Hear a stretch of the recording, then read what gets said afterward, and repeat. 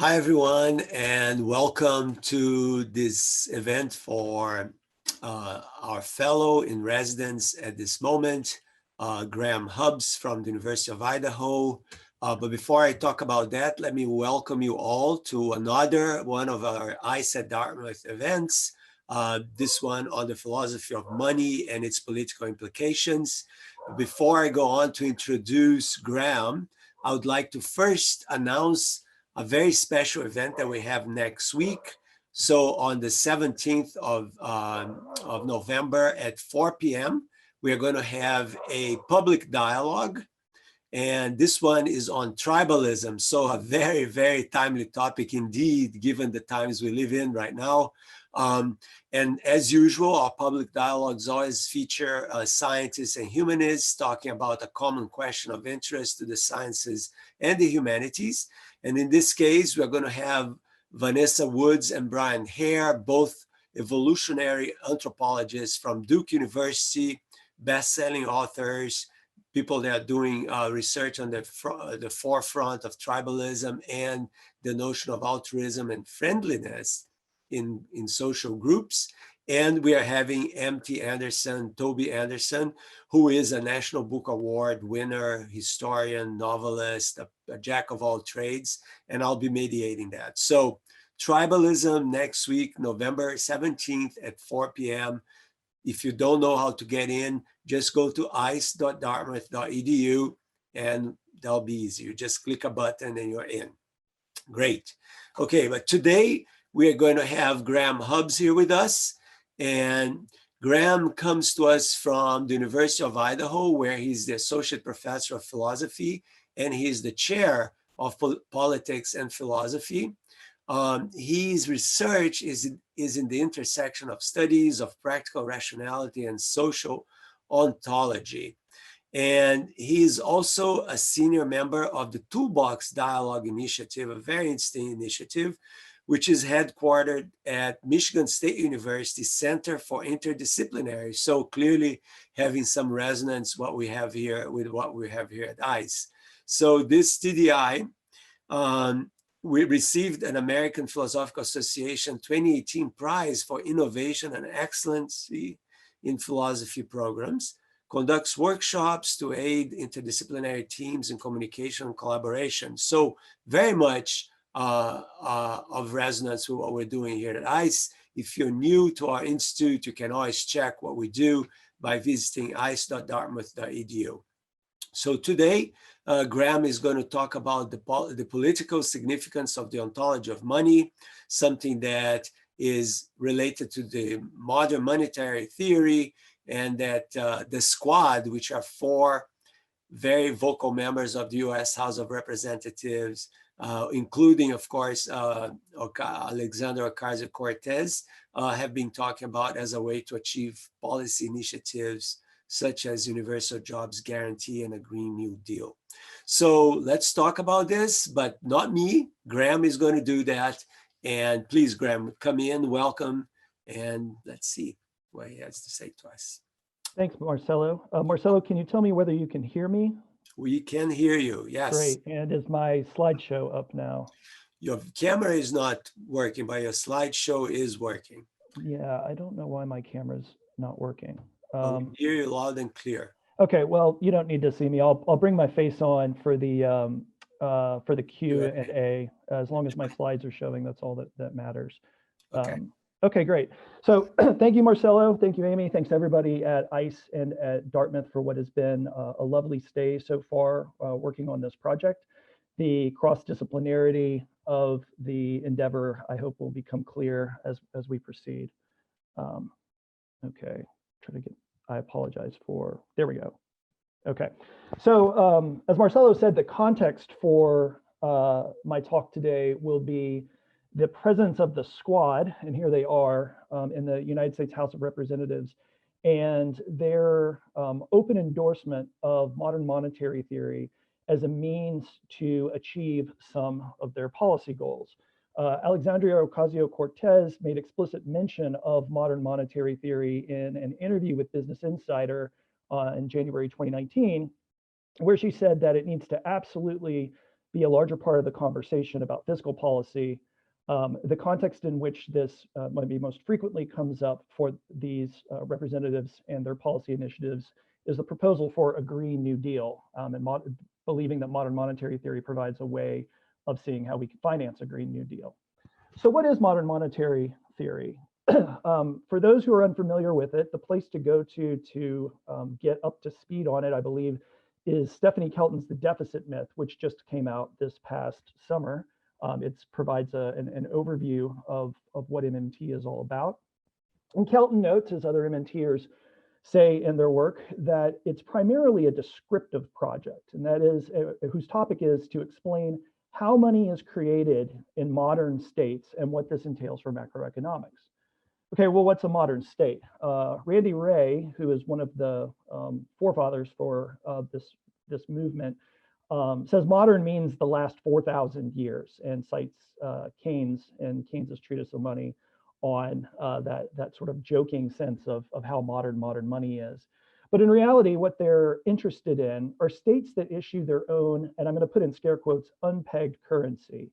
The term of art for the kind of currency that they're interested in is sovereign currency.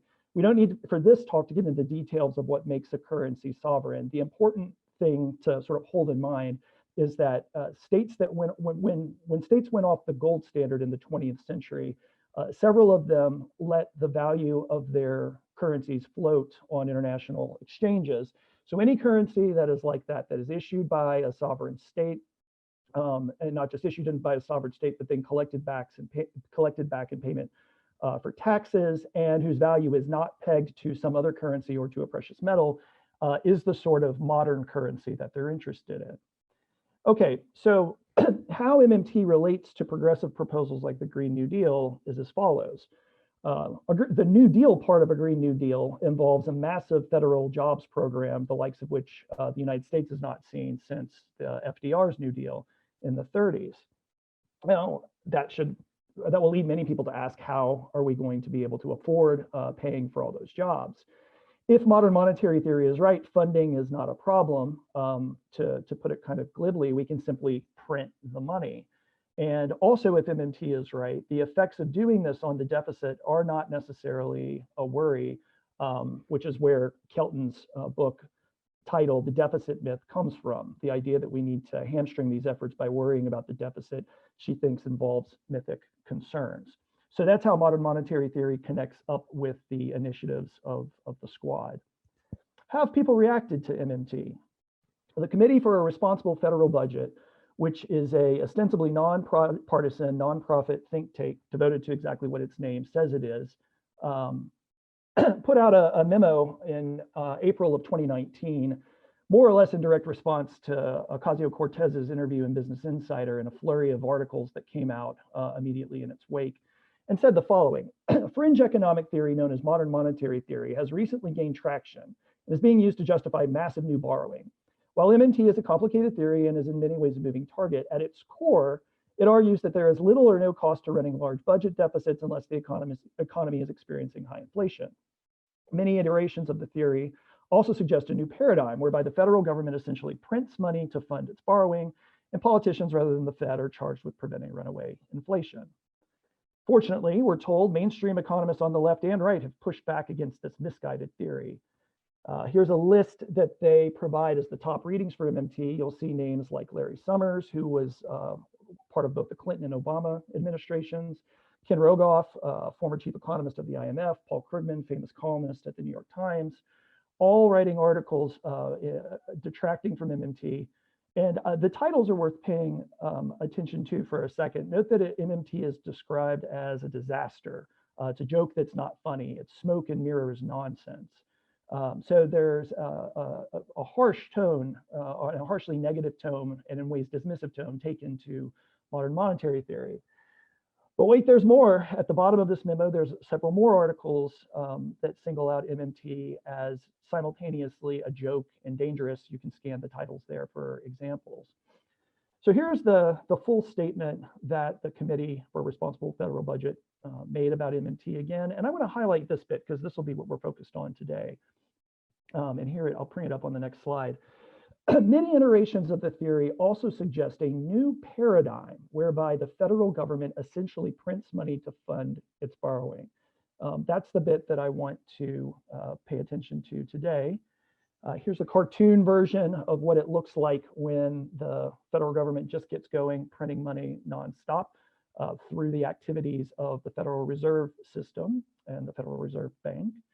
MMT argues that this is just a description of how money is created, and that harnessing this power is the best, if not only, way to end unemployment and save the planet. The ambitions of MMT, I think, are as broad as to suggest. This is a matter of ending the financial woes of millions upon millions of people in the United States and saving the planet at the same time.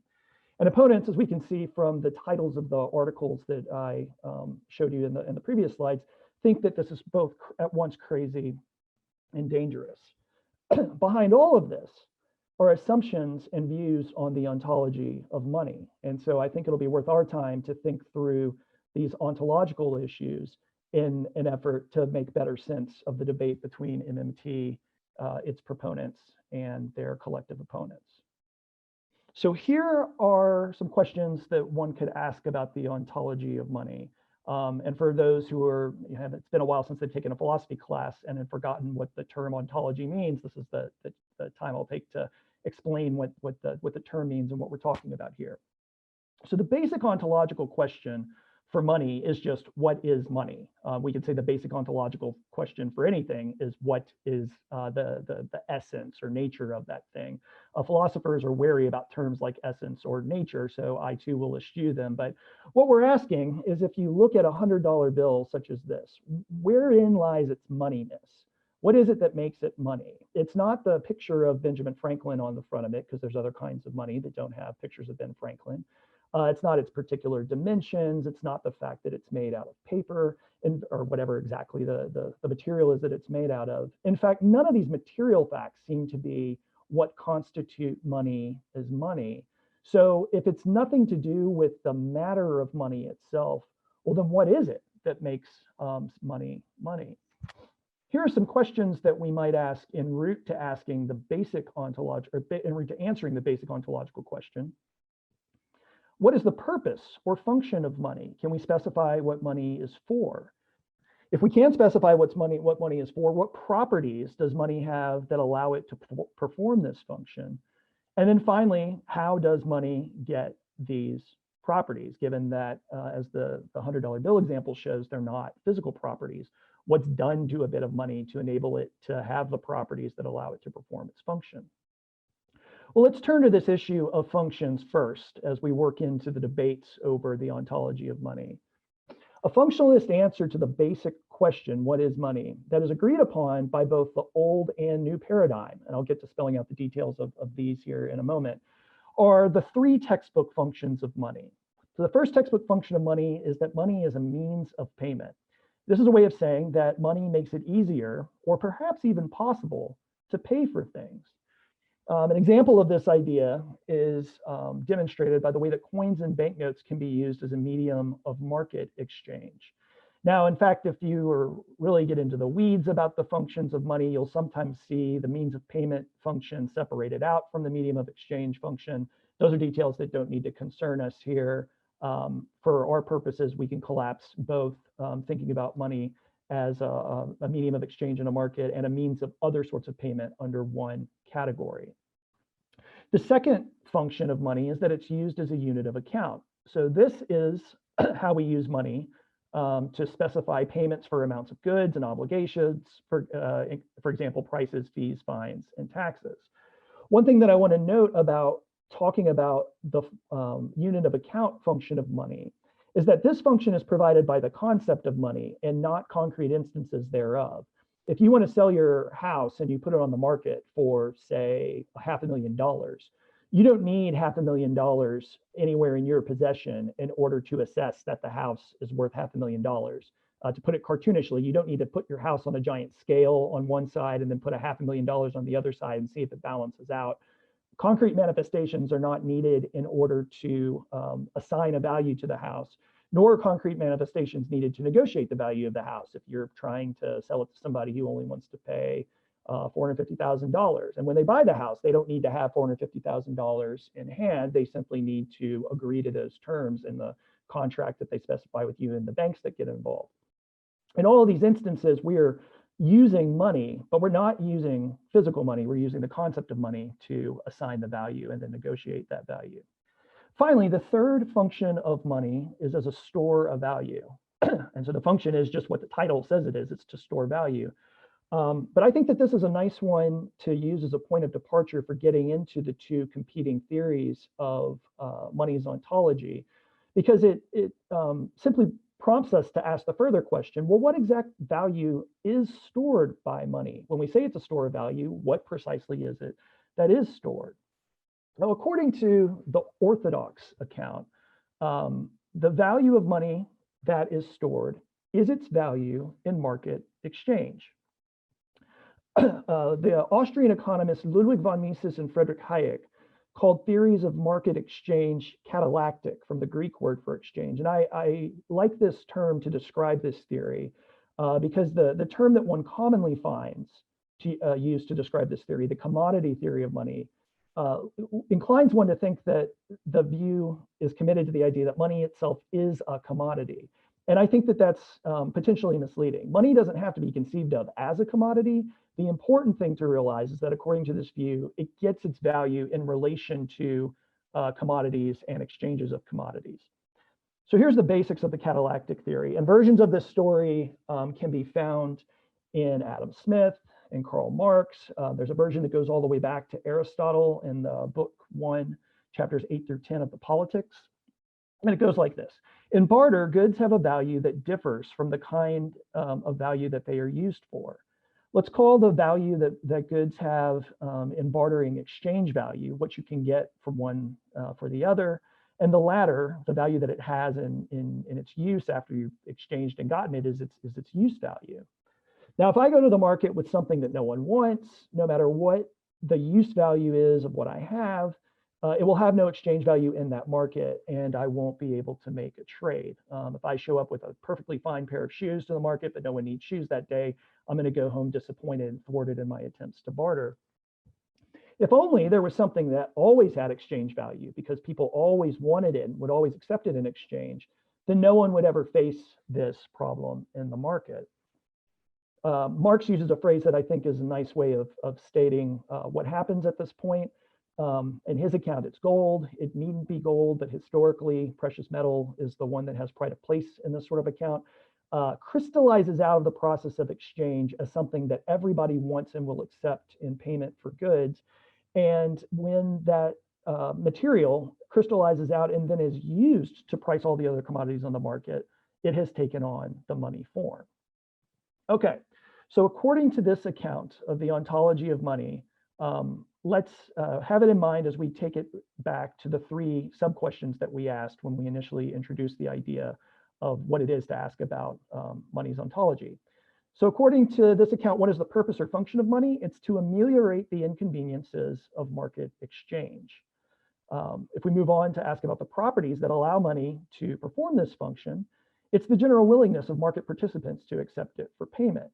And when we think about the use of coin historically, where our attention is drawn to some of the particular physical properties that precious metal has that allow it to be used for this function. Its non-perishability and portability are two of those properties. How does, two of the physical properties that make it particularly good for performing its function in market exchange. How does money get the property, the key property, which is that of being acceptable by all in market exchange?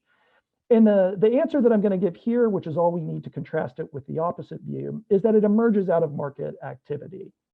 The details don't need to concern us, but it's through market exchanges that money gets to have this value. Okay, so the alternative account, the heterodox account, that is the one that, as we'll see, MMT subscribes to, says that the value of money is its value to either claim or to discharge debt. No reference is made to market activity. It's rather a debt instrument. The theory was introduced by George Friedrich Knapp in his State Theory of Money. He labeled the view chartalism, sometimes you'll see it as put as cartalism, where charta is the Latin for token or ticket. The idea being that physical representations of money are nothing other than token representations of debt.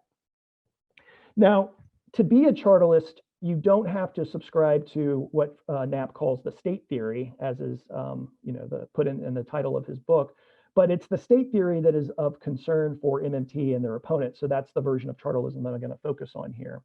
And here's how it goes. When large-scale civilizations came into existence, for namely Mesopotamia, there were many modes of collective provisioning, and bartering was not particularly significant. Others included lending, neighborly gifting, and, importantly, central management at the temple.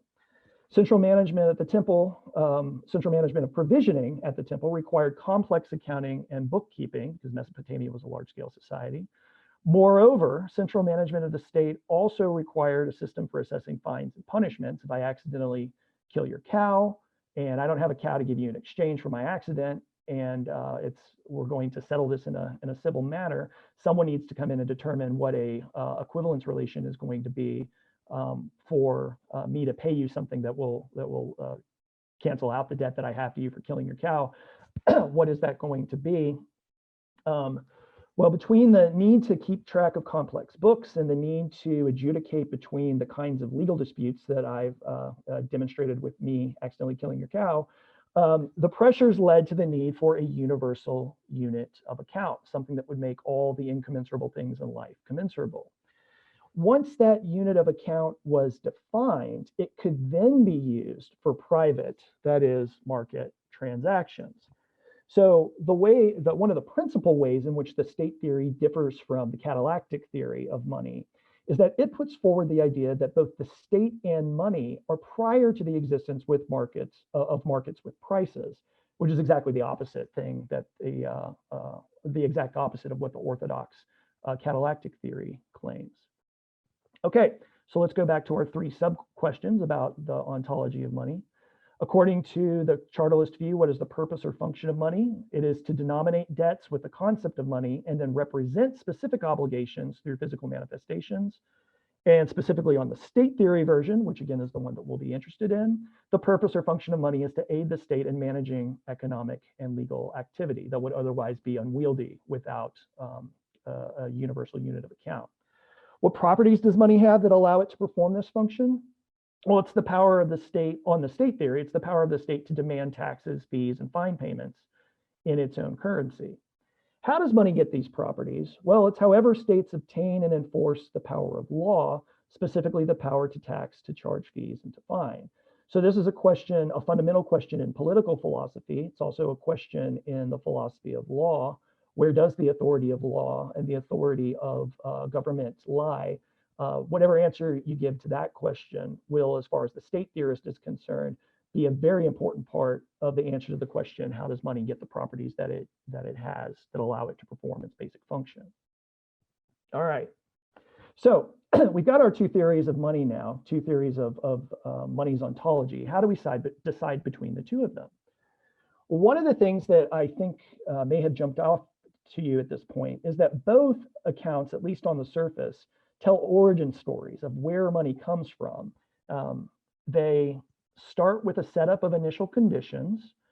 There is then a problem that is seen to arise under this setup of initial conditions, and then the creation of money is put forward as a solution to that problem. One of the things that I think is an interesting implication of this form, at least the surface form that these theories take, is that what maybe we want from money, from a theory of money rather, is an explanation of how it came to be, that's the explanatory itch that we want scratched by an account of money. Well, if this is so, does it mean that this is fundamentally a debate about history? If it is a debate about history, there are many examples of collective provisioning that do not involve truck and barter.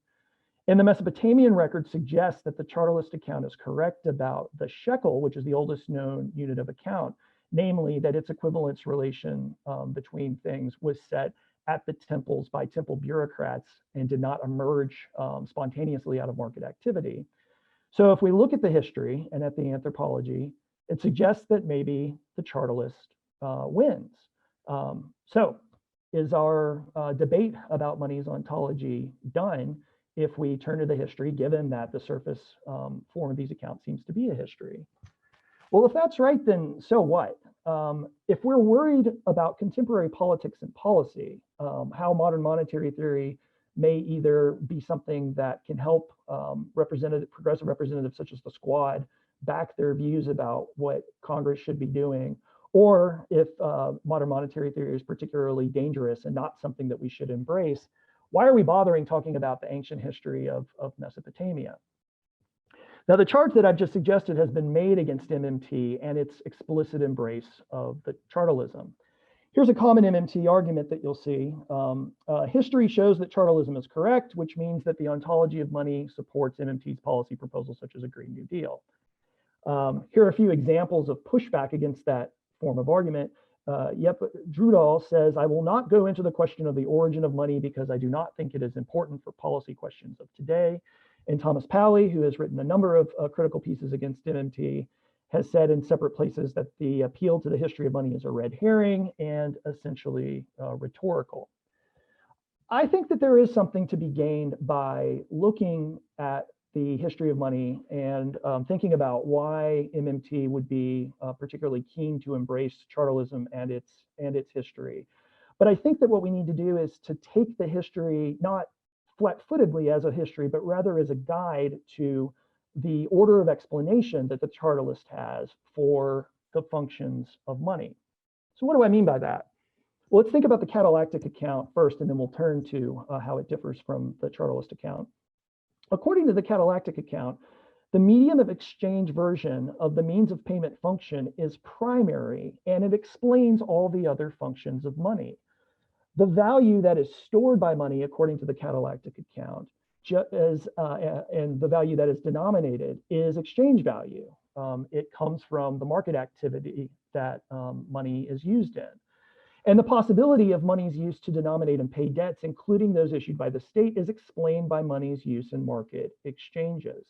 So according to the catallactic theory, if you want to understand all of money's functions, you start with the medium of exchange function, and then that will tell you why you can denominate debts in it, set prices in it, what kind of value it stores.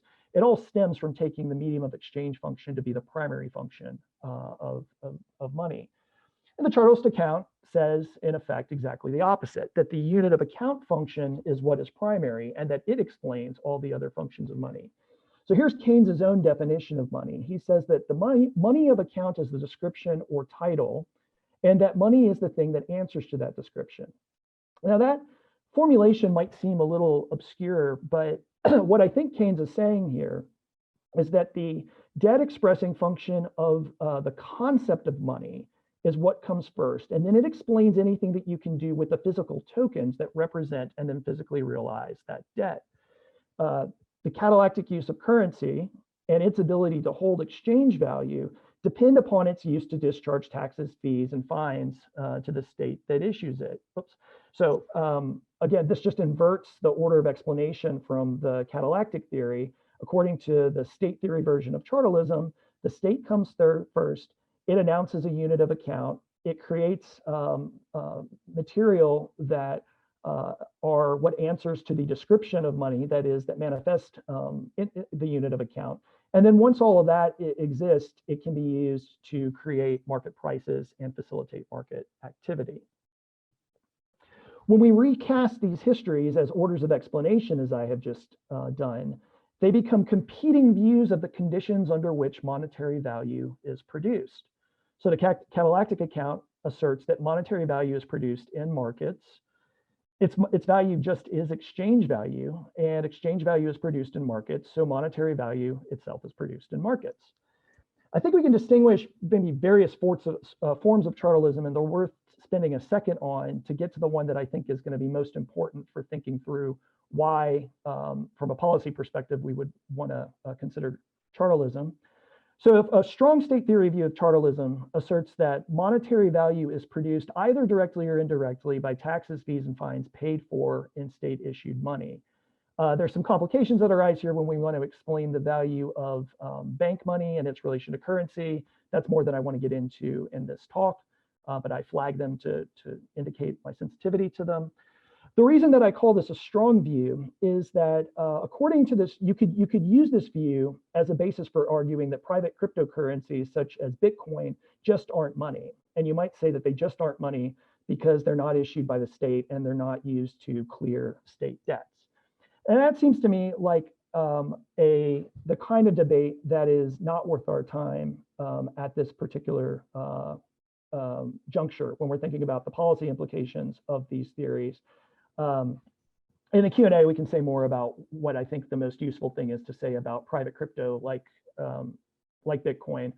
I'm going to set that aside at present and focus on a weaker version of the state theory, which is the one that I think should command our attention at this point, which is that the monetary value of unpegged currency is produced by taxes, fees, and fines paid for in state-issued money.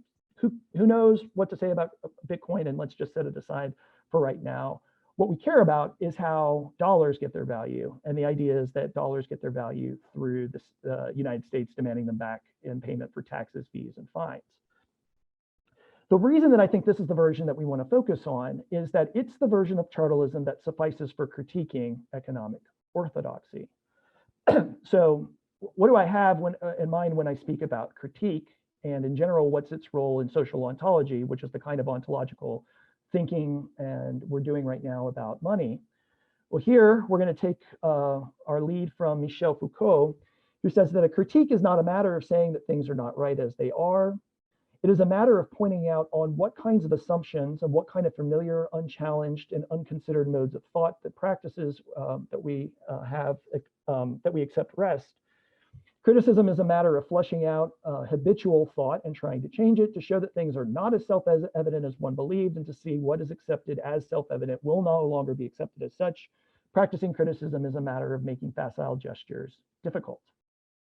So my claim is that if the weak chartalist order of explanation correctly characterizes currency, then MMT-inspired policy proposals based on that currency can be defended in part by appealing to chartalism in critique.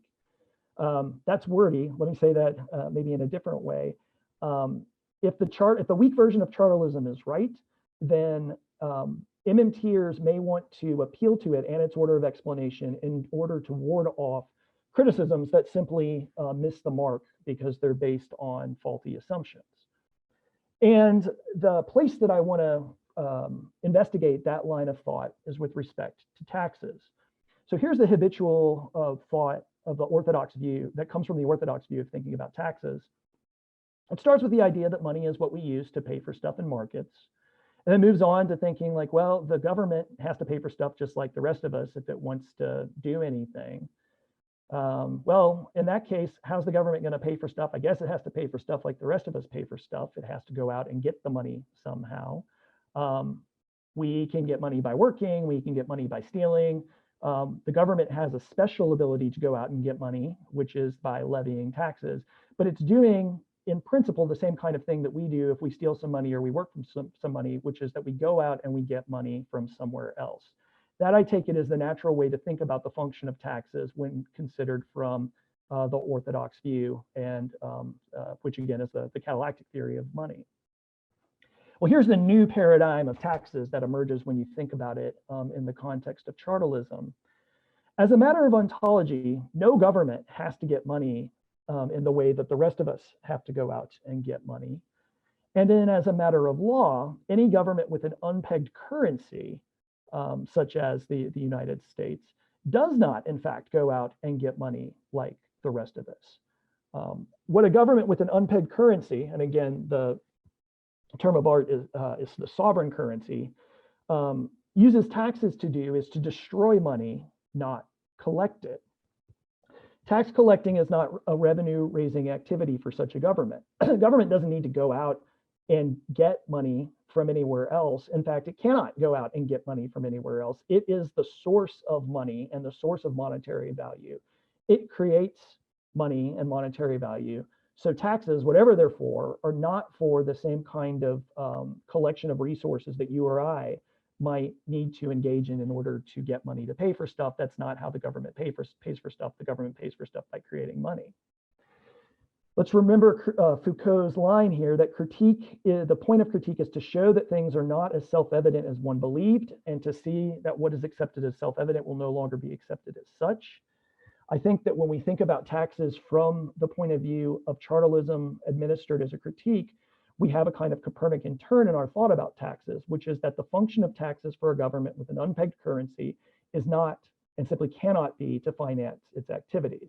And I think that that's something that people find particularly hard to get their head around when thinking about chartalist views such as MMT, is that it completely upends the way that we think about what we are doing when we pay taxes to the government and what elected officials are doing when they assign taxes. So something that I think is curious as I move to the end of my presentation here is that this new paradigm of money and taxes turns out actually not to be new. Beardsley Rummel, who was chair of the New York Fed in 1946, wrote a paper called Taxes for Revenue Are Obsolete. And here's a quote from the paper that demonstrates his acknowledgement of what the chartalist says as it pertains to taxes. The final freedom from domestic money market exists for every sovereign national state where there exists an institution which functions in the manner of a modern central bank. And this is the key point, whose currency is not convertible into gold or some other commodity. Rummel gives a number of functions that taxes can serve for such a country, but collecting resources so that the government can pay for what it wants to do is not one of those functions, even though on the surface that's what it seems to be. And if we go even further back in history, we see that the colonialists in Virginia knew this. Taxes that were paid for in paper money were burnt after collection. That makes no sense if you think that the point of collecting taxes is to hold on to a resource that you're then going to be able to spend the way that a private citizen or corporation spends its money in order to achieve things. But in fact, the colonial governments just collected their paper money and burned them. If you want a citation on that, Farley Grubb is the expert. There's a paper of Farley's that talks about this. The argumentative upshot of considering these examples is that what the chartalist says is true as a matter of theory is borne out by looking a little bit more closely at history. So let's come full circle. The title of this talk is The Political Significance of the Ontology of Money. What have I hoped to convince you of so far? Well, let's consider the squad again. They say that MMT needs to be part of the larger conversation about funding policy initiatives such as a Green New Deal. And many opponents say that MMT is crazy and dangerous, so it ought not to be considered when thinking about the kinds of policy recommendations that the squad makes. Here's how I think studying the ontology of money can help advance the debate. First, when we think about money ontologically, we're position ourselves to be able to do what philosophers call analysis. We separate out descriptive questions from normative questions. We set aside questions about what money, we separate out questions from what money is, from questions from what we can do with money, which I think that the chartalist view tries to do. It tries to say that money is a certain way, and what we want to do with money once we understand this fact is a second matter, of course. When we think about money ontologically, we see maybe a space opening up that we wouldn't be able to see before, a normative space opening up that we wouldn't be able to see beforehand. We also separate assertions of fact from assertions of possibility. This connects up with the separating the descriptive from the normative questions. The chartalist, being careful about the ontology of money, will lead us to describe taxes in a way and what they are used for, according to the chartalist view, in a way that will not lead into confusion about saying that taxes can or cannot be used a certain way according to what the chartalist puts forward. So we keep track of claims of assertion from claims of possibility. And finally, we also are careful to mark off the difference between ontological possibility and legal possibility. I think one place where maybe MMTers don't always do themselves a great deal of service is by not marking this distinction carefully and saying that the government can do such and such without marking whether they're describing a legal possibility of something a government can do or an ontological possibility if the law is changed. So putting our philosopher hat on, we can keep track of these distinctions and clarify the terms of debate between MMTers and their opponents. But the other thing that I think that an ontological study of money is useful for is what I was just wrapping up with, which its use in critique. To quote Foucault again, what critique allows us to do is to make facile gestures difficult. When we think about what the chartalist account seems to get right about states with a sovereign currency, states with an unpegged currency, is that any argument that a national program cannot be pursued because it is too expensive to finance is in fact facile and should be rejected out of hand. That does not mean that the government should fund the programs of the Green New Deal that the squad puts forward without considerations of inflation, without considerations of some of the different kinds of effects that happen whenever you have the government do any kind of program. There's all kinds of arguments that can be brought to bear in criticizing something like a Green New Deal. But if we're going to move the debate forward, we need to pay attention to the ones that matter and those that rest on misguided thought. And I think that thinking about the ontology of money shows us that we can't afford it. The government can't afford to finance it. That kind of thought is misguided and should be dismissed so we can focus on the questions that really matter in deciding these kinds of issues. And with that, I will stop my screen share and I will see if I can get my video on. And even if I can't get my video on. Yeah, I'm not sure exactly what happened to a Videogram when you came out to start the talk. Something happened, but you have a very fancy, nice picture of yourself there, so we can always survive with that if needed. Great. So let me just say that thank you so much for the talk. This was great. Even for a non-economist like me, I learned a lot, and I do have a couple of questions, but I see that people that are listening, you can ask questions on the Q&A tab. So you could click on the Q&A tab, you can ask questions. There are several questions from John Hanley here. And so let me start by asking these questions and then you can answer them live. Okay, so sure. All right, so the first question is, I don't know if you can see them. Can you see them as well, Graham? Sure, are we in the chat or are we in the Q&A? You have to look at the Q&A for the questions. Got it, yep. All right, so you should see it. And this first one says, how would you characterize Martin Schubich's The Theory of Money and Financial Institutions in this framework? I am not familiar with Schubich's work, so I don't know the answer to that question, but I would be excited to have a follow-up with Hanley about that. So for anybody who wants to ask me further questions, please email me, but I don't know. I don't know the answer to that one. That's totally fine. So the second question from John is, what are the implications of the US dollar not dominating international exchange? What are the implications of the US dollar not dominating international exchange? For the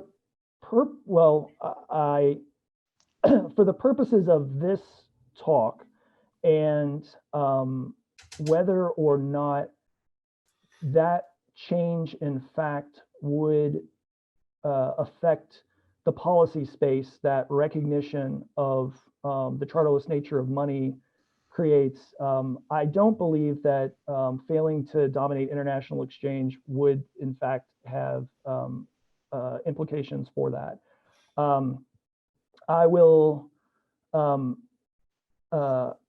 note that as I approach these issues as a philosopher does, and so in being a good interdisciplinary scholar, I'm moving from a philosophy background into studying macroeconomics. I think the questions about what stories the chartalists are supposed to tell about how money works in an international setting are live. And when you read the work of macroeconomists thinking about this, the vast majority of the energy is focused on explaining how it works within a closed economy. So what the implications are for interstate exchange are something that I'm continuing to investigate. Okay, thanks. And let me just give a chance to other people, and then if we have time, I'll come back to John's third question. So Woody Candee is asking, colonies were supposed to burn money to retire it, but quite a few did not. all the New England colonies and experience meaningful inflation. So this raises the issue of how does a state accurately know how much money to create to meet its objectives so that it does not overdraw on the labor and resources that are available. It is the presumption of superior state knowledge in contrast to the working out by markets that seems to be the substance of objection to MMT. Right. So as the question of what are the conditions that cause inflation, I'd be curious, Woody, if I may, to learn more about what you know about the inflation that the New England colonies experienced. My understanding about the standard views about the causes of inflation from creating excessive amounts of money is that they, at least simplistic views about inflation, turn on not being able to wrest oneself free from the commodity theory of money, where if money were a commodity like any other kind of commodity, then it would be subject to the normal pressures of supply and demand, so that if you exploded the supply, its value relative to everything else on the market would go down. But that when we cut ourselves free from thinking about money that way, the stories about what create inflationary pressures on a given currency are different, and they turn out to be things like longstanding need to finance wars, debts that are incurred from wars, civil unrest, and combinations of these things, and that's where you see the conditions that give rise to hyperinflation in Europe after the 20s. So if that kind of account is not applicable to the situation for New England at colonial New England, then I kind of imagine it would be. But those are details that I would love to learn more about.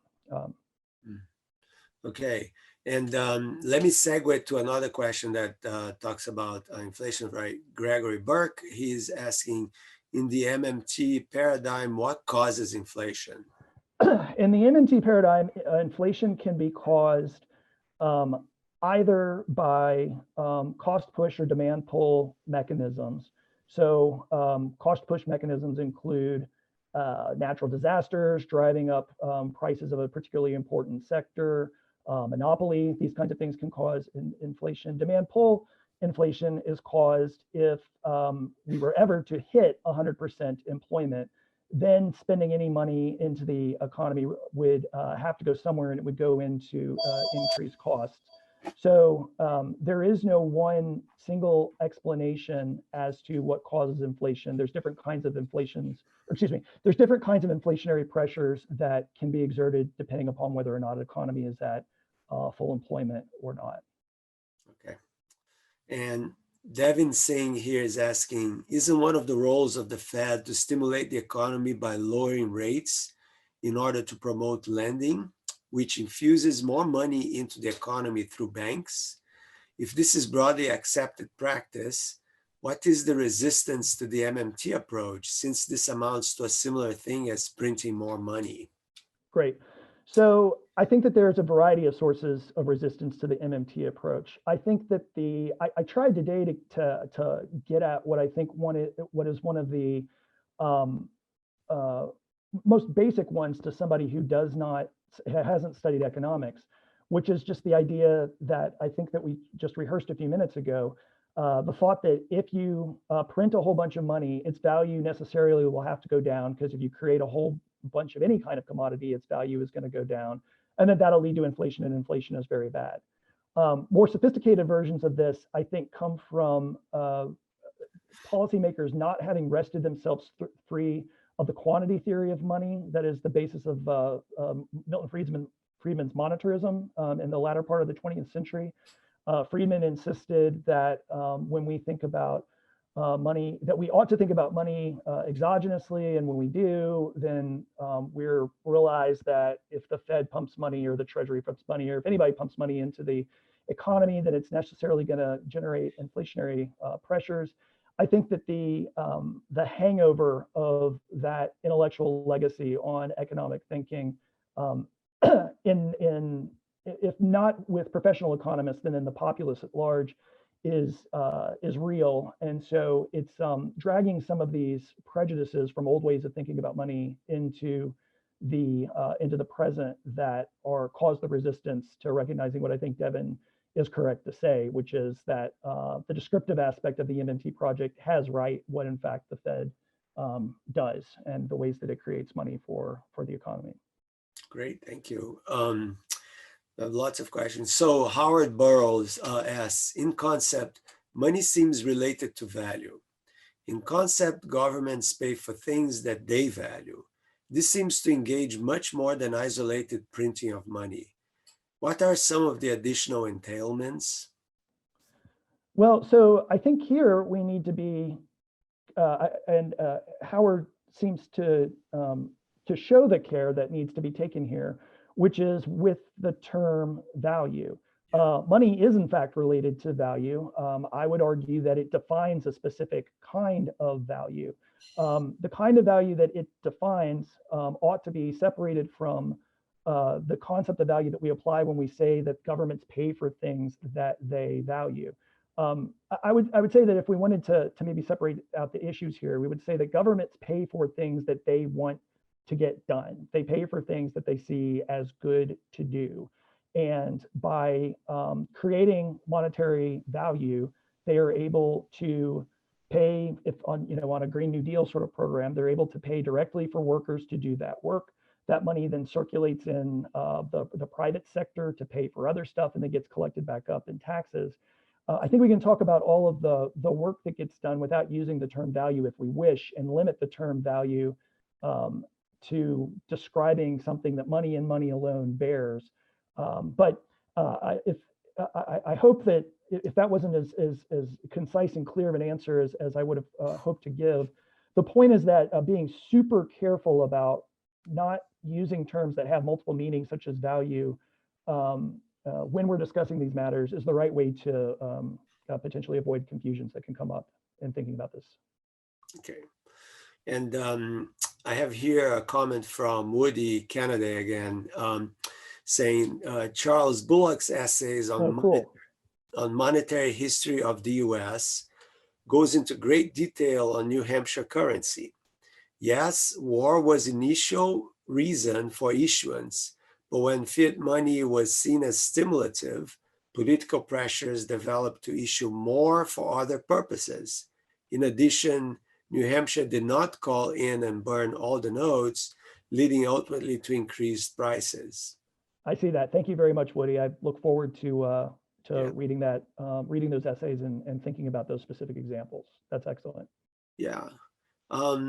And I have one question, which is probably naive, but I'll ask it anyway, which is, so how would you reconcile this MMT theory with having countries borrowing money from one another?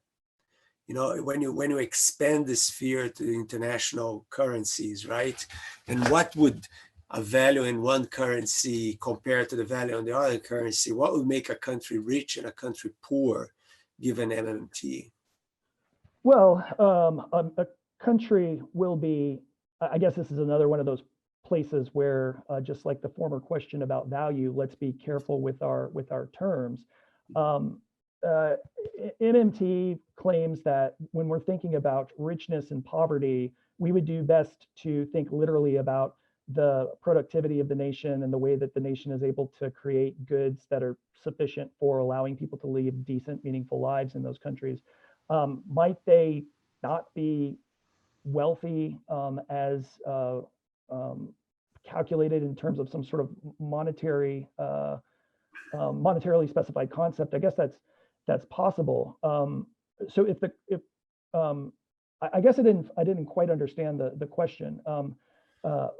Countries will hamstring themselves so long as they find themselves indebted to other countries in such a way that they need to go out and get the currency of the country to which they are indebted. Because at that point, currency, the foreign country's currency is like a natural resource that they have to go out to get in order to be able to take care of and pay for the things that they need to pay for, the way, again, that you and I have to go out and do something to get that money. So it's holding the debt of one nation's currency over the head of another that creates these conditions of international inequality. I know that John Smithen is an economist who has thought through the possibility of all countries doing away with that kind of exchangeability. Every country following at least the neo-chartalist aspect of the MMT recommendation and simply issuing its own currency. And his provided models to say that you'll get a balance in that sort of situation that will allow things to work out well for everybody. But I have to kick that one over to economists who have worked out those models in more detail than I have. Yeah, it sounds super complex. Well, there's time here maybe for John Hanley's third question, which is somewhat related to mine, which is, how could China create a competitive advantage over the US if the US subscribes to MMT?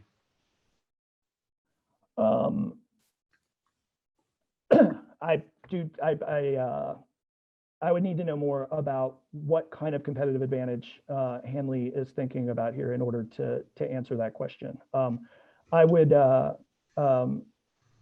I will once again acknowledge that as an philosophical outsider coming into this to study money's ontology, that it is in the sphere of these international questions that I still have the most learning to do. So I would, if John has got specific thoughts on this, that would be, and specific recommendations for reading that would be useful for thinking this through, I would welcome them, because this is clearly one of the next steps that I need to take in thinking these. Yeah, you know, for example, with the International Monetary Fund, how would it operate within something like that? That's maybe, you know, a question that would be very interesting to look at least from my outsider's perspective.